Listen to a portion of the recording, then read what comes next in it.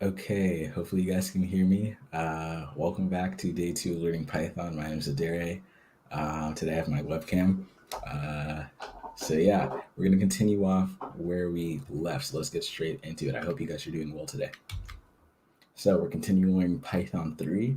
Last camp we learned about the basics and got to actually know what Python is as a programming language and about like higher level programming languages. Also like basic syntax for creating maybe the print function.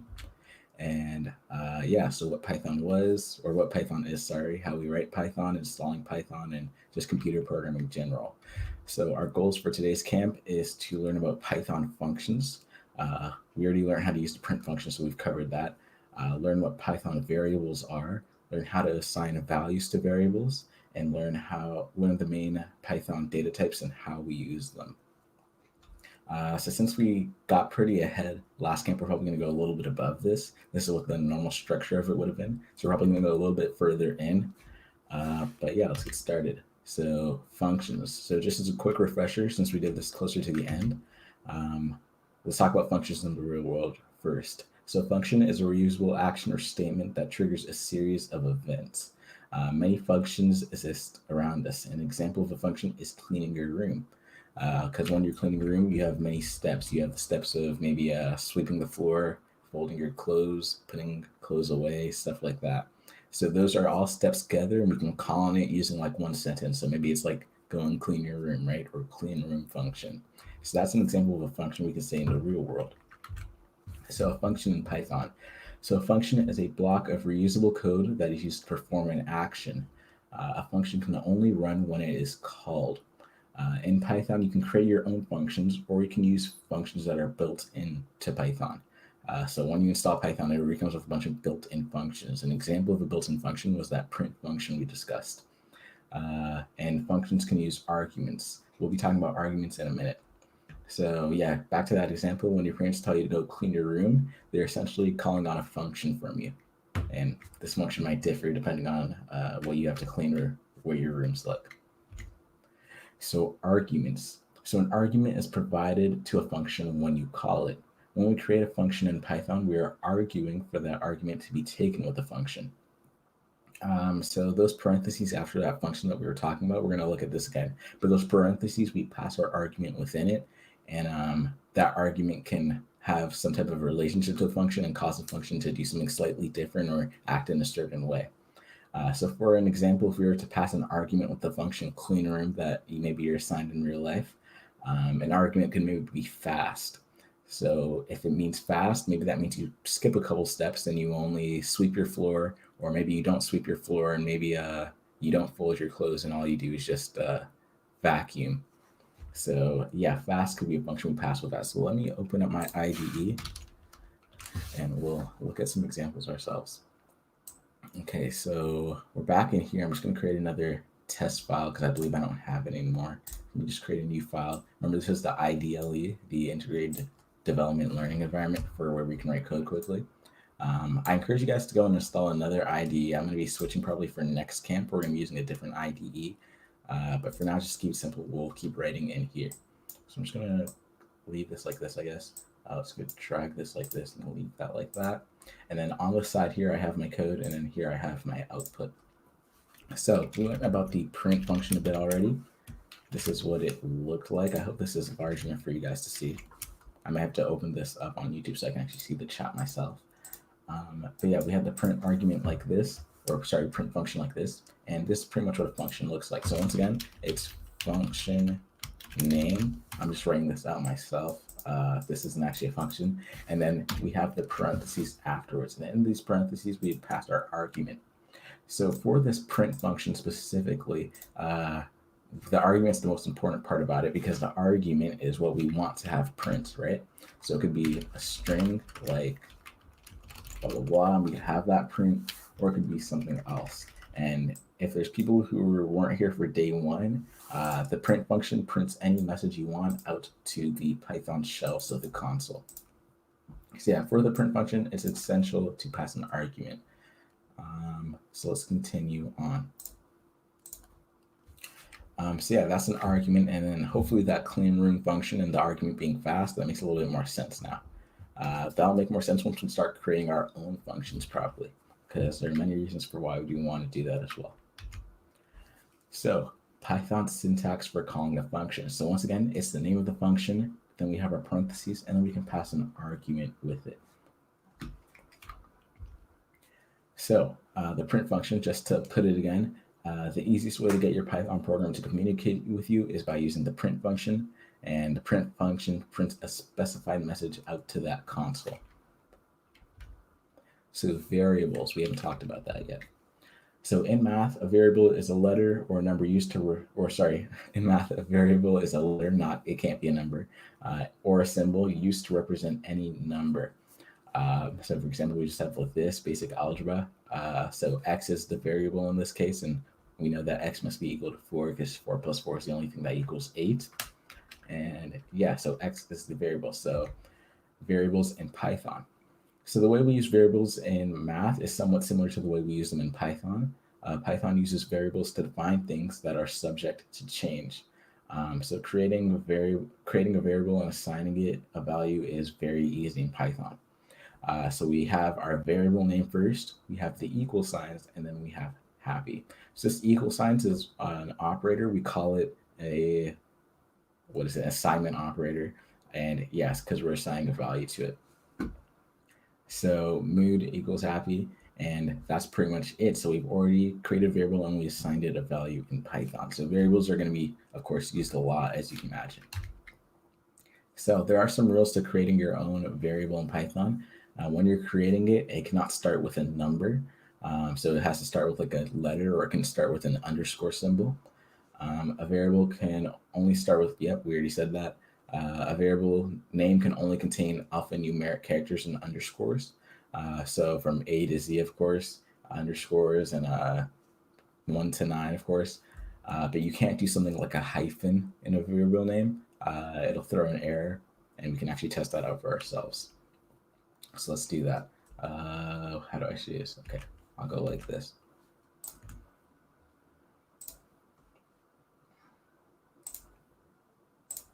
Okay, so over here we had our thing, and I'll quickly go like this. So for now, I'll just do a quick example. So I'll say underscore, or I'll go like this. I don't know why I made that the variable name, but I just did. So yeah, we'll say that, and then we'll say, I'll give it the value of 5. So if I run this, I probably have to save it, right? Yep. I'll save it in downloads, and I'll just say, okay. So yeah, we can already see we got that error right there. If I change it to underscore, we run. We have to save that, and then it runs with no problem. So yeah, doing this will just give us an error, or maybe even starting with a number once again. So if I say like that, and I run it, save, I get an error. It's invalid syntax. So yeah, there's certain rules to how we can start our variable, or how we can name our variable. But if I wanted that YOLO 5 thing, I could go YOLO underscore 5, and I could save it and then run it, and I wouldn't get any errors. So yeah, that's something that's important to note. If you're ever wondering, maybe you get an error and you're not too sure what's going on, it's because you have certain ways that you can name your variable. So next we need to talk about data types, so we can actually start assigning proper values. So once again, we might have covered this a bit, but yeah. So in Python, a data type is a category for the type of data a variable holds. So there are 4 main ones that you'll probably be using most often. There's strings, integers, floats, and booleans. So these are the 4 main data types, and they exist for a reason. So why do we have data types in Python? So computers can be very smart a lot of times, and we can do a lot of stuff with them, of course, but sometimes they need help to get the right answer, so we have to guide them a lot. So computers like having things clearly specified, and when things are not clearly specified, that's where you start running into problems. So stuff like this. So we'll talk about that more afterwards. But strings, let's talk about strings first. So strings are data type in Python. Text in Python is considered a specific type of data called a string. It's called a string because it's a series of letters, numbers, or symbols connected together, like it's started by a string. And yeah, so to define a string, you have to have double quotations or single quotations around your text. So it's pretty straightforward. So once again, it's just anything together. So it's just defined by quotations, and yeah. So integers. So besides just text, variables can also hold pure numeric values. Integers are a data type in Python, and an integer is just a whole number with no decimal point. So they don't require any single or double quotations, and if you were to put any single or double quotations around them, they'd be classified as a string. So we assigned the value x in this example, the value of an integer, which is 5. So floats. Floats are another data type in Python. The only difference between them and integers is that the floats have a decimal at the end.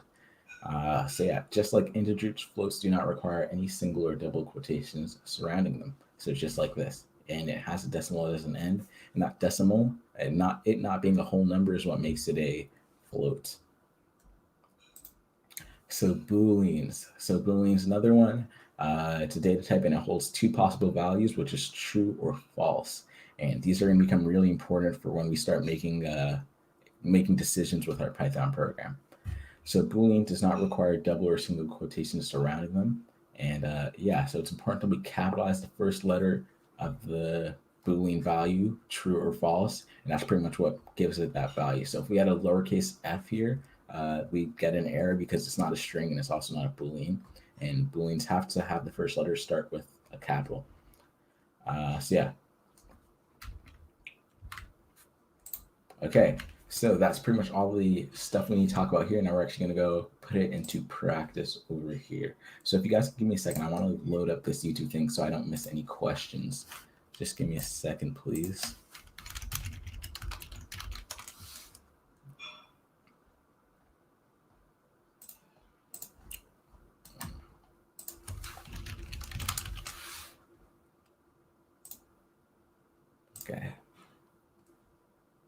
Okay, so if you have any questions, you can put them in chat and I'll answer them. I'm just checking to see if anybody will have any questions so I can actually see them.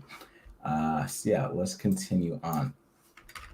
So I'm going to do a little bit of a test again for you guys. I know somebody was here last time and they did most of this already. We're going to do it again quickly, just as a refresher, and we'll move on to newer stuff.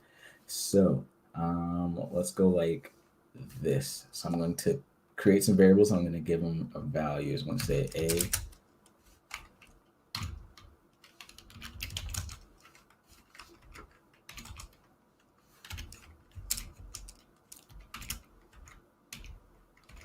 Say like that.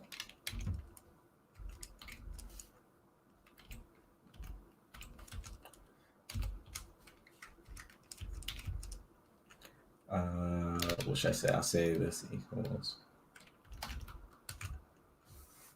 And yeah, I guess it's good. Okay. So could somebody or anybody can please put in chat what they think the answers to these values are. So if I ask you what data type does A hold, could you tell me? Does anybody know? So maybe for each one, just type out, you don't need to say A is this. You can just do it in order. So you can just say what each variable holds is the data type. Just make sure we understand that clearly before we move on. But anyways, actually, you just think about it. I guess you don't need to type it. But anyways, A is a string because it has single quotations around it. B is a Boolean because it doesn't have single quotations around it. And the first letter is capitalized for true or false. C is a string again. Yeah, C is a string again because it's 4 and it's surrounded by single or double quotations. And then D is a float because it has a decimal point at the end. And if I did one more and I said this would be an integer because it has no decimals and it has no quotations around it. So with this, we can do some cool stuff now. So we can create variables. Let's create a variable. We're going to call it apple. I can give it the value of something like, actually, let's call it something else that's a little bit weird. I'll call it greeting. And I can give it the value of a string, and I'll call it, let's say, hello, how are you? It's weird like that. So hello, how are you? So I've given this variable string, and what I can do now is I can use the print function, and I can just print greeting itself. I don't have to type in that string anymore. So like this. Normally the way we did it last camp was that we just created our string within the print function like this. But if we want to do something like where we wanted to keep reusing this over and over and we want to print it multiple times at different parts, it would be weird. So we would want to put it to a variable to make that easier. So I can run this. We're going to see our output over here, by the way, again. So let's save and then let's run. We see hello, how are you down here. So hopefully that makes sense, and that's pretty cool. So I want to show you guys another function, or maybe like 2 more functions, and then we'll continue on from there. So that is the print function, hopefully explaining that makes sense to everybody now. So I don't know if I explained this last camp as well, but we can do math equations within our print function. It follows BEDMAS. So I can go 4 plus 3 divided by 2, and I can just do times, I'll say times 2. And then we'll run it. I'm just going to save and do F5. That's just shortcut for running. We see the output of 10 because it's doing BEDMAS.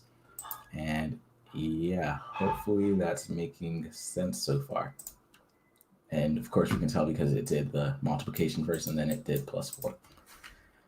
So hopefully that makes sense, and let's continue on. So that's the print function. So to collect user input, this is going a little bit ahead, but we have a lot of time since we're speeding through this. And by the way, once again, if you have any questions throughout this entire thing, you can put them in chat and I'll answer.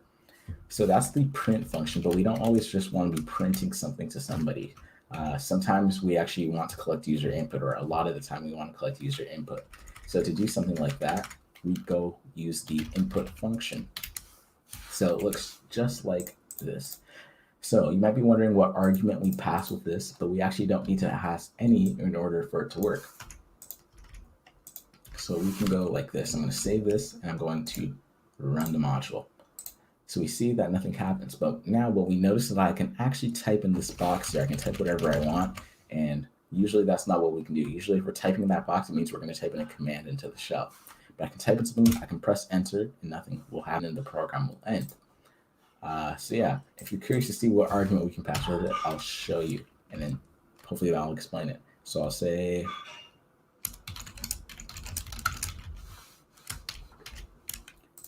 do it like that. Let me see if I can clear this. Okay, maybe I won't try to clear that right now. We're just going to keep seeing it go down. So I put how old are you here. I'm going to save this and I'm going to run it. And we see how old are you pop up here. So pretty much the argument you pass isn't too important. It's just something on the side for maybe text beside your input so you know what you're going to type. So I can put a space here if I want it to be spaced out. But yeah, I can give it my age. And the program ends. So that's all fine and dandy, but if I ask you to do something with that user input, if I ask you to take that user input and add a sentence on top of it, so if they tell you you're 16, maybe the program says, okay, nice to meet you, 16-year-old, or something like that. How would we go about doing that? So maybe that's not a good example. Maybe I say, let's change this a bit. I'll say, what is your name? Okay. I want to figure out how to clear this. I'm not too sure. I don't know the shortcut. Keyboard interrupt. Control doesn't do it. Clear do it. Okay, yeah. I'm not too sure how to clear this. I'm just gonna let me see how I want to do this. Restart shell. Okay, Control F. Okay, I don't know how to clear it too long. I'm just gonna run it again. See what happens. So we're gonna save that. I'll open up over here. Okay, so we see what is your name. So of course I can type in whatever I want. So I give it my name, but does anybody have any idea at all? This is going to be mostly guess because I haven't really explained this. Does anybody have any idea on how I would go about to save my user input, so whatever the user entered, and then maybe, or actually no, for now, just say save the user input so I can do something with it. So maybe I can say, nice to meet you, name. So does anybody know how I can do that, what I need to use? Any guesses? Okay, so to do this, if you thought about it, to do this, we need to assign it to a variable. And that's something we can do. We can assign functions to variables. So I'm going to assign this input function to a variable called name. So name equals this function. Yeah, so I'm going to assign it to the variable name. So because we know that we can use variables to save stuff and then to call on it later on in our program to reuse it. So if I save this to a variable, I'm just calling it name for the sake of it. I'm going to be able to call on this user's input to however they answered this question or whatever I asked them to input. I'll be able to call on that data by using name. So to test that, for now, I'll just say print name. So what we should see happen is that we should see a new box again appear down here that just prints our input. So let's try it. So this is what happened the first time we did it, when we didn't save it to a variable and we didn't print it out at all. But now let's see what happens. So I'm going to run this. We're just going to see the output down here. I'll close it again, honestly. Save, and then I'll run this. Let me move it over here. And we see, what is your name? So I'll answer it again, or this time I'll give a different name. I'll say Bob123. And we see it returns Bob123 afterwards. So it returns the input we put in like that.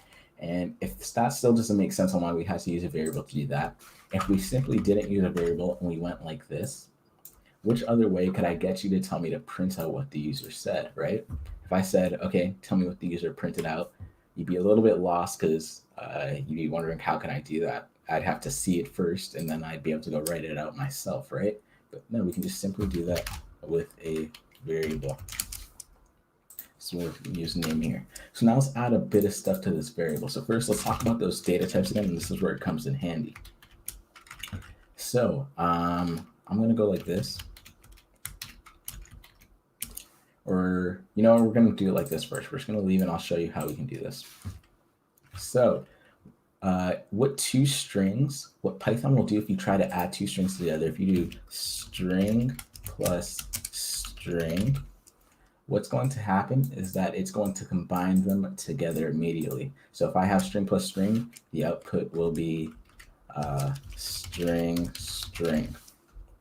If I had apple plus orange, or I would say, yeah, orange, it's going to be orange apple. So that's how Python deals with what's it called?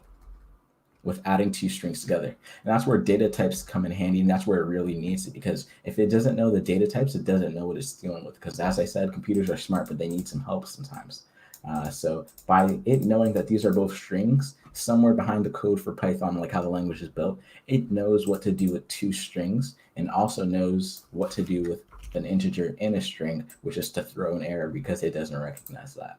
So hopefully that makes sense on why we have data types, and that loops a little bit back around to why we have data types. Because if I said apple plus 12, the Python program doesn't know what to do because nothing's built for it to add a string. This is, or I guess this isn't a string, to add a string plus an integer.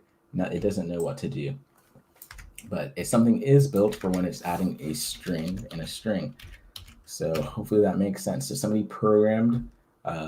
designed it to know what to do with certain data types, and that's why we have data types, so it can recognize things and it can do certain things with it. So let's test this for ourselves first. We're going to forget about this name stuff, and I guess while we forget about this, I'm going to show you how we can comment out code and how we can just write comments. So writing comments is important for many reasons. Sometimes we want to write comments if we build a really long function maybe and we forget how everything works, or maybe we want to remind ourselves of the steps. We can use something called a hashtag, or not something called a hashtag. We can just use a hashtag to create the comment. So we put the hashtag symbol, and then we type in whatever comment we want, and this is commented out from our code. So whatever we write here will not be readable. So if I write a print function here, and I say print Adere, this will not print out to the console because it is commented out. So strategy people sometimes use if they want to quickly comment something out is that they just put a hashtag right beside it like that, and it's commented out. So that's what we're going to do, because I still want this code, but I just don't want my Python program to see it, if that makes sense. So we're going to go back to this later, but we're just going to leave it commented out for now. And once again, you'll just see comments for stuff like maybe if you're following the tutorial on something, they'll rate comments to describe what each line of code's doing. So I could say this will print something. And yeah, so this example I had up here, orange plus string, we're actually just going to put this up here, and we're going to say print orange plus string. So we're saying print. In reality, what we're saying is print string. That's short form for string is str. So we're saying print str plus str, and it already knows, okay, I'm just going to put them together. So let's go back to what we had before. We had this. That might be a little confusing. If I say sting, I'll say apple. Let's erase this since we don't care about that. And then let's save, and then let's run our program. So look for the output over here. Press F5. And we see that it did exactly what I said it would. It would just do orange apple. So if I didn't want it to be combined together, I could just add a space at the end of orange like that. And I could save it and run it again. And I'd get orange apple like that. Or I could, of course, add that space over here to apple instead. So hopefully that makes sense with what happens when you add two strings together. And that's going to take us back to our input function. So I was looking back again. So let's remove this now. We can remove our hashtags, go back to having the code being readable by our program. And let's do this. So something to note is that when we call on this name variable right now, this name variable, just like all variables, it has a data type assigned to it. So what are we going to call this data type? What are we going to call it? A function data type? A function's not a data type. So what are we going to call this variable data type right here? So the data type this variable gets is actually dependent on what function it has. So the variable it gets is, or sorry, the data type it gets is dependent on the function. So for the case of the input function, by default, the input function is seen as a string data type. It's a built-in function, by the way, and that's how it's seen. It's saying this is a string. So whatever the user inputs, it'll be taken as a string. So we can change that with some other functions, which we'll actually look into today. But yeah, so it's seen as a string by default. So I wish there was a way. I think there's a way I can do it. I have to search it up quickly. I forget the exact thing. How to, 1 second, because I want to show you this, how to see. Forget the short form. Okay, this is it. So it's type. So I'm just going to show you this quickly. Type is a function in Python, and it lets you see the class of something. So I'm just going to give a quick example here. I'll put a, that's my variable name. I'm going to say equals 1, 2, 3. And then pretty much what type lets you do is that it lets you see the class of that variable. And then class is basically another way of saying data type. So the data type of the variable. So I'll put a over here, and I'll print it out to console. Let's save, and let's run. Oh, I don't have a closing quotation over here. There we go. Now let's save it, and now let's run it. Okay, I guess it's still going to do this step, so we'll just skip it. And we see class string. So the only reason we saw what is your name is because I left that running in the code. So I guess I'll do it one more time. Let's do hashtag. Let's remove that. Let's save and let's run.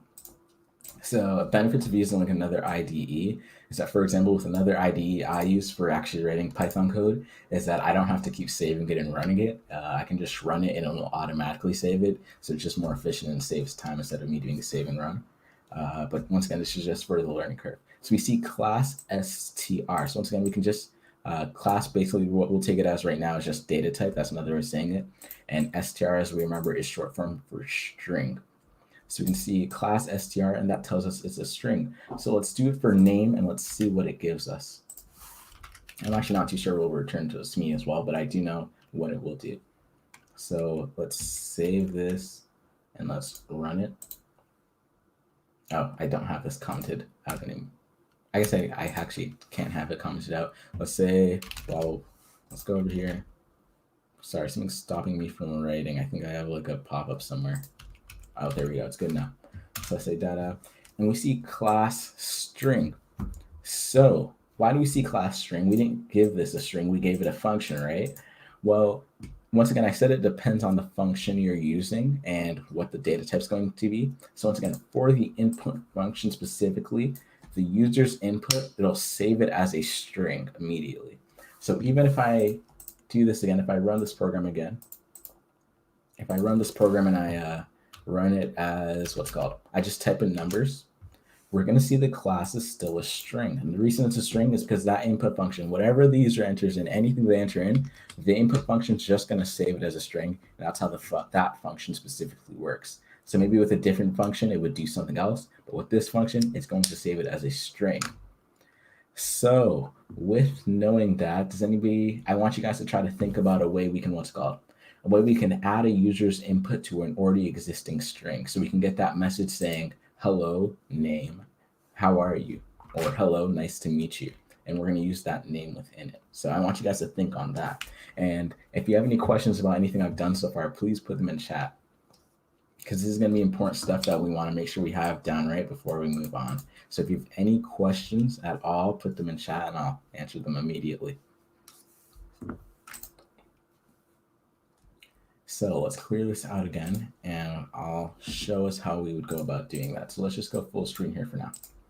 So we know that whatever our name is, this is basically a string. So once again, with an IDE, this would be easier because, or with a better IDE, this would be easier because I can actually just hover over the variables and it'll tell me like the data type I'm using or what data type it has. What's the purpose of A? So A was just an example I did earlier. It's just a variable I created. And what I was doing with A was that I was showing how we can use the type function. So the type function, let me actually just write this out. I'll just go type is used to see the data type of a variable. So yeah, that's nothing more. I just want to show you it because we can use that. And I was showing you how we can see that this is indeed a string and how we can prove things are a string and stuff. So with a proper IDE and like the place where you write your code, they usually have features where you can like hover over the variable and it'll show you the data type. It'll say like this variable is a string, or it'll say string. But for this IDE, we can't do it. So what we can do instead is that we can just print out the type of variable it is to the console. So when I said type A, let's just comment this out as well for now since we don't need this. Let's do F5, save it, F5. When we did type A, it printed class str to the console, and str is short for string. And that is correct because we gave A the value of a string, right? So that was just an example. I didn't need to leave that there at all. So I also did type name like this. And then when we save that and we run it, I'm missing something probably. Oh yeah, name is still commented out. So we actually just saw that was a good example, I guess. So since this is commented out, the Python program can't read it. So it says name is not defined as a variable, or name is not defined. And it is not defined technically because it is comment. So if I take out that comment symbol, it's going to be defined now. So I can save that and I can run it.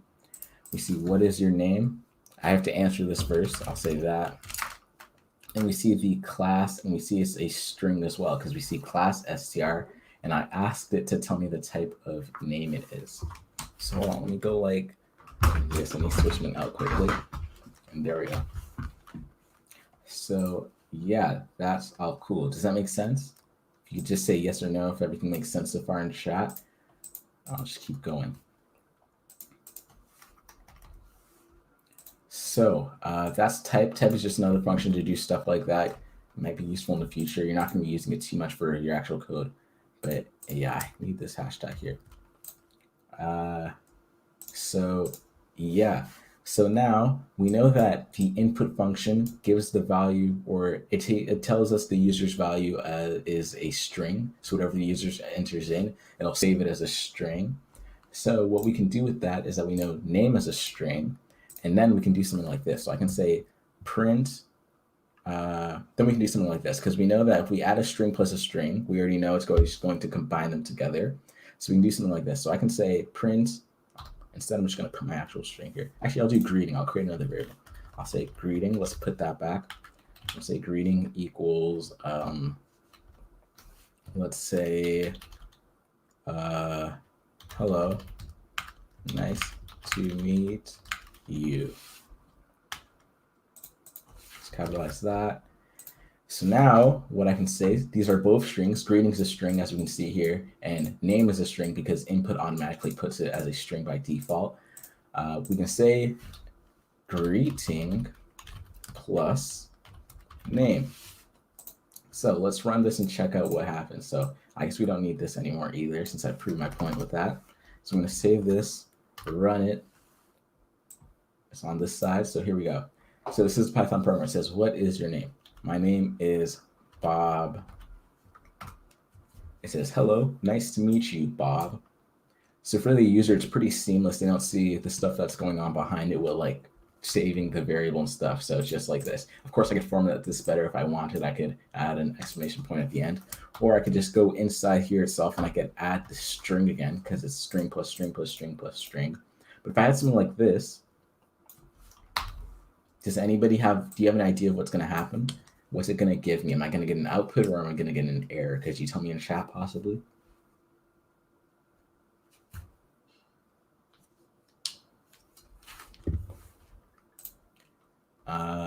So yeah, if I do that, I say plus name stuff, we save and we run. You see, hello, what is your name? I entered my name like this. And then we see unsupported operand for int and string. Yep, exactly. We get an error. So I guess chat's just delayed, but yeah, we get an error. So we see this exactly right here, what I was talking about earlier about how it doesn't know what to do when you try to add a string with an integer. So how can we fix this? Because we're not always going to be collecting a string from them, right? What if we want a number so we can add it together? What if I want to help them do a calculation?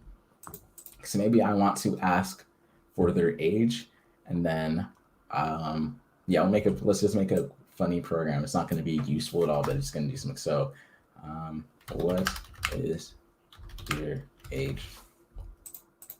Then what I want to do is that I want this program to add 100 to their age, and I will say you will be this year's old 1 year, blah, blah, blah, blah, blah. Or sorry, you will be this year's old in 100 years. So I say this year's because we don't know the years, but yeah. So how can we do that? Well, before we get into that, let's talk about two more functions for today. Or honestly, I guess it's like they're all relatively the same function. They just do a little bit different, slightly things. So let's talk about two more functions before we get into that. So another function is str like this. Another function is int like this. And another function is, I think it's not float. I think it's FLT. Actually, I don't remember. Let me search it up quickly. I think it's the full name float, right? Let me see. Okay, yeah. So another function is float like this.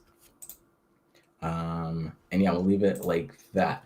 So what these functions do, so pretty much this is short for string, this is short for integer, and this is float. And pretty much you put whatever you want in between these, you pass an argument, which is whatever you want. And all it does is that it converts it for that time being as an integer or whatever you're doing. So if I have greeting here as 4, if I put greeting in here, it'll convert it to a string for the time being. So to showcase this, let's remove all of this for now. This might be a little bit confusing. We're going a lot further ahead before, so we're actually doing this pretty fast, if everything makes sense so far. Hopefully, let me go here and look for questions. So yeah, first we're just giving give greeting 4, and then I guess we'll honestly do another variable. We'll say fruit. This is really random variable names. This has nothing to do with it. Maybe I'll do, what should I do? I'll just do text and number, so it makes a little bit more sense.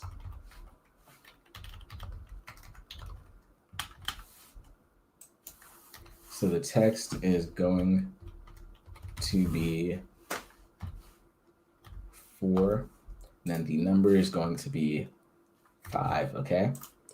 So if these were saved like this, imagine we collected this from a user. If this was saved like this and I wanted to add these two together, what could I do to do that? Well, I could use one of these functions. I think it's best to honestly just show it off. So first of all, we already know what's going to happen if we try text plus number. We already know what's going to happen. We can just run it anyways. We get a red error, which we don't like. So here's what we can do. I want it to add the two numbers together. So I'm going to go like this. I'm going to save this and I'm going to run it again. Let's see. It says greetings. Oh, okay. I have more stuff down here. Let me remove that as well. So let me show you this again, just so we can say it the first time. So we run this, we get an error still. And then now if I go like this, what do I trying to do? I want to make this thing. So I'll go like this, save this, run it. We get a number 9 here. So how does that make sense? This is a string and this is an integer. We should be getting an error just like we did the last time. Well, what I changed was that I used the int function, and pretty much the int function, all it does is that for that time being, it converts whatever it's in its argument to an integer. So if it's only integer, it'll stay an integer. If it's a string, it'll become an integer for this case. And yeah, so pretty much it took this and it converted it to an integer. And the reason we didn't get any problems with that is because it was actually a number we collected in here. So does that make sense on what's going on here? And that's pretty much the same thing as the string. So str would do the same thing as well. In this case, it wouldn't make too much sense because text is already a string. But if we did it to number instead, like this, again, you can keep typing questions in chat and I'll answer them. If we did it like this instead, so we use this str function with number, and I put it in between the parentheses. We have a lot more parentheses now, but it's just str. It's another function, and it has its own open and closing parentheses. If we ran it like this, save that, run, we see that we get 45, and that's because with 2 strings, what it does is that just puts them together, so 45. So these functions, I'll just put hashtag str, what else? Int, float, and I don't remember what it is for Boolean. I don't know if it's a shortcut. Maybe it's a full thing. I can search it up quickly. But like Boolean, let me see what it is. I might be right. Okay, so yeah, it's a shortcut. It's bool. So all of these things, they're functions and their steps, their function pretty much is just to convert it into that data type. So hopefully that makes sense. So can I get maybe a yes in chat again if no questions so far? Or a no in chat if there are no questions so far? Either one. Or not either one. No in chat if there's no questions so far, please. Okay. So hopefully that's clear. And yeah, so let's go back to our original problem now. So I want to add so I got a yes, but I don't know if I messed that up because I said yes and no. So here what this, can I get an apple in the chat? Okay, thank you. Never mind, we don't have to do it anymore. So thank you, sorry, I messed that up. Yeah, so chat's a little bit delayed, but it's all right. So hopefully that makes sense. So these are just more functions than they convert. Once again, I said they pretty much like learning one function since they all do the same purpose. They just convert something into something. But yeah, we can solve our original problem. So let's clear everything out. Let's solve our problem. And that's pretty much going to be the end of today's camp. So here was our problem. So we had a user input. Let's just say this is age. And we're going to say it's input like age equals input. And then I guess honestly I can pass what I want to say up here. I'll say how old. I'll just say what is your age? What is your age? I'll put a question mark. And I like to put a space at the end because it gives it a gap in between like the text block the user has to type in and the question itself or whatever prompt we have here, like that. And then what I want to do down here, or actually what I'm going to do is this. This is a pretty cool trick that you see people do. So I'm going to add 100 years to the age, right? So I'm going to go like this.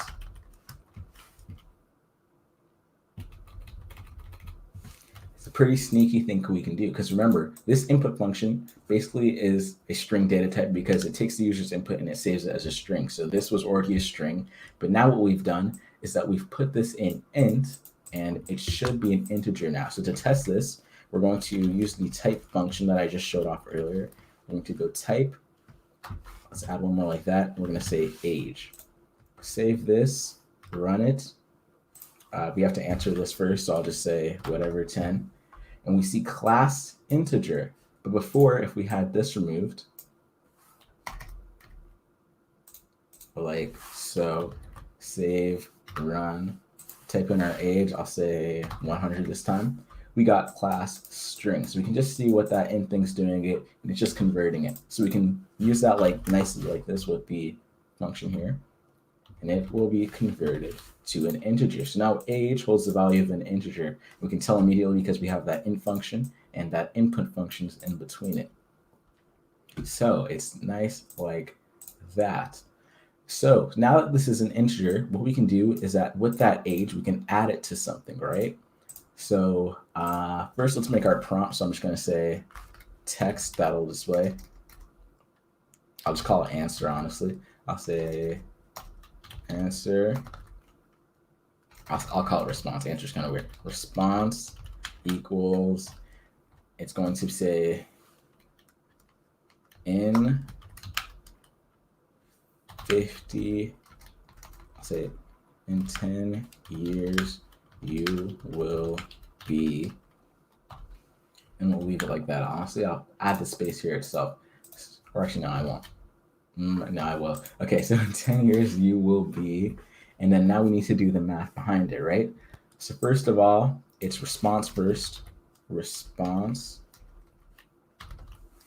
and then we're adding stuff too. So what we're adding to response now is that we're adding another variable. So let's go like this. Let's create a new variable. Let's call the variable in 10 or in 10 years. I could have put numbers there since it wasn't at the start, but I just like the way this looks more. So in 10 years equals age plus 10. So I haven't really showed this, but variables can be assigned stuff that's just one value, like a string. It can also be assigned an equation or something like this. So let's put this up here. Let's put it like this. And honestly, just for the sake of it, let's not have that many variables. It just looks weird for something this simple. So we have age. It's saved as an integer, and we're saying in 10 years. So in 10 years is equal to age plus 10. So what we can do is I'll just go like this. And we're going to come across an error in a second. We're going to have to fix that too. So I'm going to say in 10 years, you will be, and then that's the end of it. Now we need to add this to it, right? Because this is it. And then actually we're going to add one more thing, and we're going to have it be years old. Right, so we're having two pluses now because we have, this is just going to be a number, and this is going to be the end, years old. So if we put age like this here, what's going to happen? So I don't care about the delay this time, I'm just going to wait. So what will we get if we run this right now? Any guesses? This is the last thing before we end the camp pretty much. I just want to do this and we'll continue on. So any guesses on what will happen if we run this? Will this run normally? Will we get our desired output? So if I put in, let's say my age was 5, what would be my output if I ran this? If I entered in 5 with this input. Okay, so great answer. So yes, it will be an error, and that shows that you understand it well. So this will be an error because this is an integer, and we already made this an integer up here. And adding these two things together is not going to make it a string. It's going to stay an integer. So yeah, do you know what function we can use to fix this problem? Because how can I get this thing over here to become a string? Because I'm trying to add it to this sentence. Any guesses or any ideas? Chat's very delayed. I bet you've already written your response, but I'm just waiting to see it.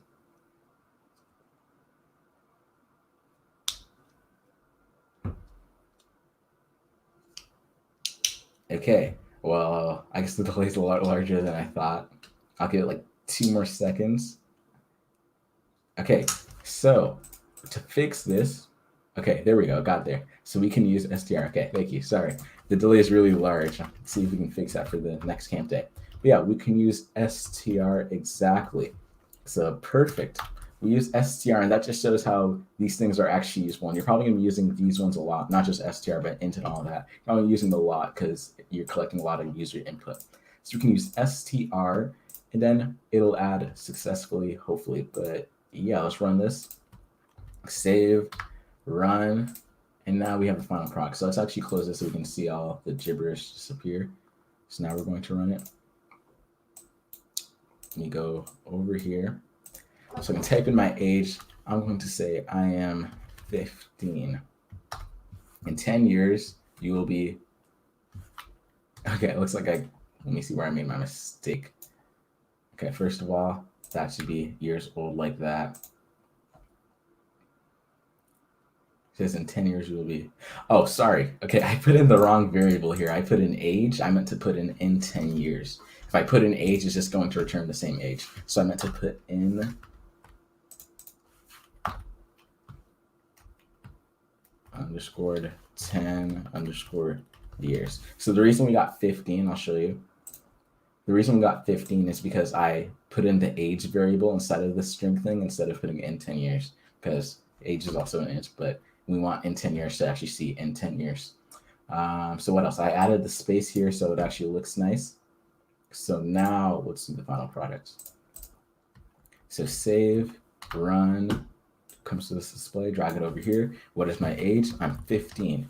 In 10 years, you will be 25 years old. So the program's pretty useless right now, but that's because we haven't tried to really do anything complicated.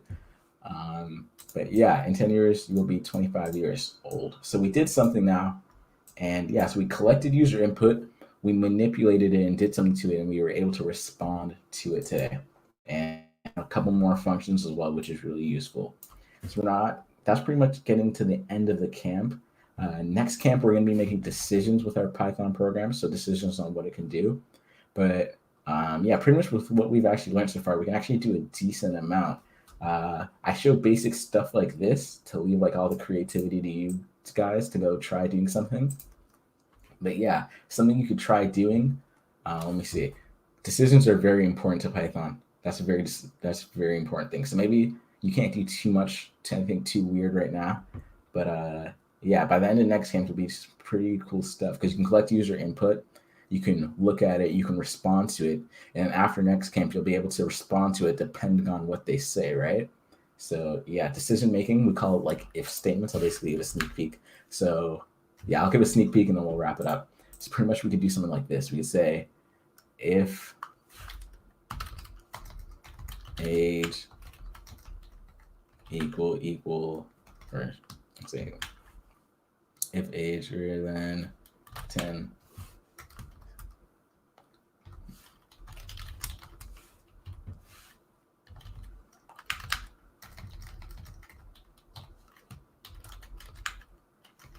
I'll go in there. Oh, okay. Actually, let's do one more thing. I just realized something over here, but here's what we can do. So just something quick. If you're trying to create a string and you want to add you want to add a quotation within it, and you already are using quotations or whatever, to fix this, what you want to add is a backslash. So I think you put it like this, if I'm correct. So now it's within the string, but the backslash doesn't appear, if that makes sense. So for example, I was trying to put UR, that short abbreviation for UR. So I'd go like that, and it'd be fixed. So I think that makes sense, right? If you're trying to put like this inside, if you're wondering how you can put this, you need that backslash right before it. So I didn't show that, but I just thought of showing you right now. So anyways, I'll show a sneak peek for what we're going to be learning how to do. So I'll just put your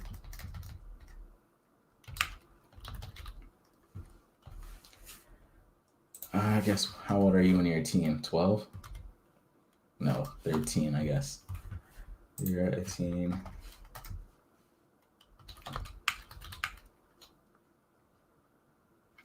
Honestly, I'll do.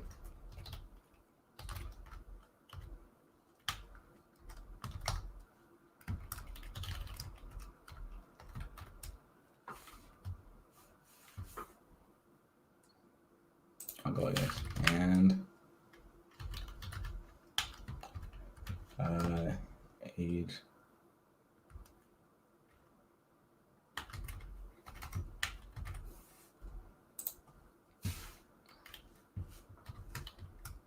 I'm just writing out an example. Year and okay, yeah, I used a / year and and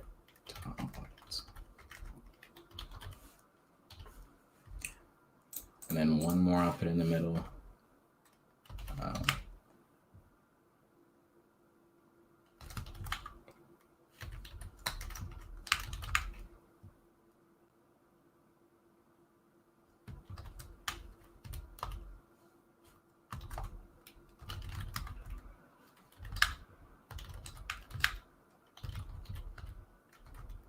Did that even make sense? What did I say?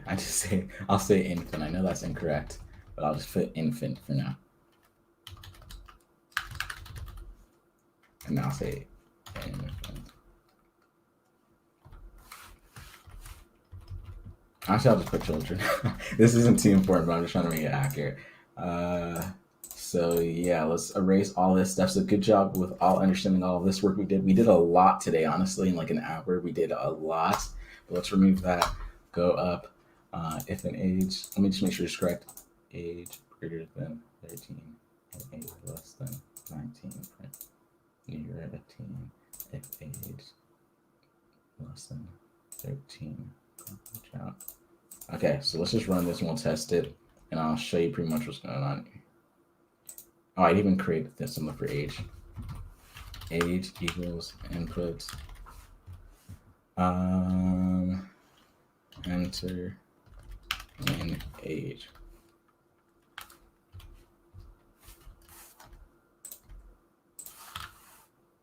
And put int around that since it's an integer, right? Save, run. Okay, so let's test this out. So enter an age. I'll say I'm 15. It's saying you're a teen. Sure, cool. Now if I run it again, it's gonna show up here. Let me go drag it here. Enter an age. I'm gonna say I'm 5. It says you're a child. If we run it again, enter an age. If I say I'm 25, it says you're an adult. So pretty much what's going on here is that depending on what we say, we get a certain output. That's what I mean when I say decision making. So it makes a decision on what to do afterwards with a user input, if that makes sense. Or it doesn't even have to be user input, it can be anything. It makes a decision on something. So that's where we're learning next camp. And after you learn that, once again, this is a very simple example, but you can actually do a lot with it. Like you can start you can start creating like surveys. You can create a quiz. You can do a lot of stuff with it once you learn decision making. So it's pretty much up to you to decide what you want to do once you learn all this basic stuff. But yeah, I think closer to like the end of the camp, we'll do one big project to actually put all our learning into practice. But otherwise, besides that, we're just going to keep doing basic examples like this most of the time. Sometimes maybe we won't, but most of the time we will. So hopefully that makes sense. And that's a sneak peek for what we're doing like next camp. So decision making, and we'll probably even go beyond that since we're doing this really fast. So hopefully that makes sense. So I'll talk to you guys next camp. Thank you for joining me this camp. I hope you learned something new. We didn't learn this. This isn't a good display on what we did. But yeah, we did a lot of stuff. A couple functions we learned: str, input, and we also just gained a better understanding on what's really going on with all of these and how to use them. And yeah, so now you can probably do a little bit. You can collect people's names and you can reply to them with stuff. You can have like a fake conversation with somebody with a bot, you know? You just answer questions and they give you responses. But yeah, decision making is going to be a big step forward. And soon we're going to be building a program, a practice program. And yeah, so thank you for joining me. And yeah, that's pretty much the end of today's camp. And I hope you learned something new. So if you have any questions about anything, we can talk about it now or next camp. So I'll wait a little bit long for any last minute questions, but otherwise that's the end. So thank you for joining me a lot. Thank you for joining me.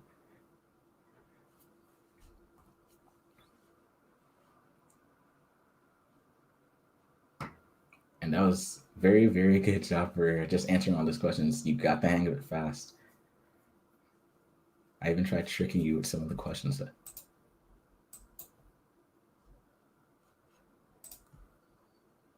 Okay.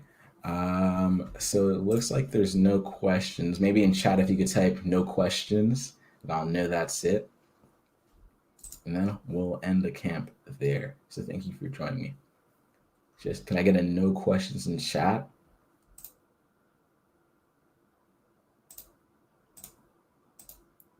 Okay.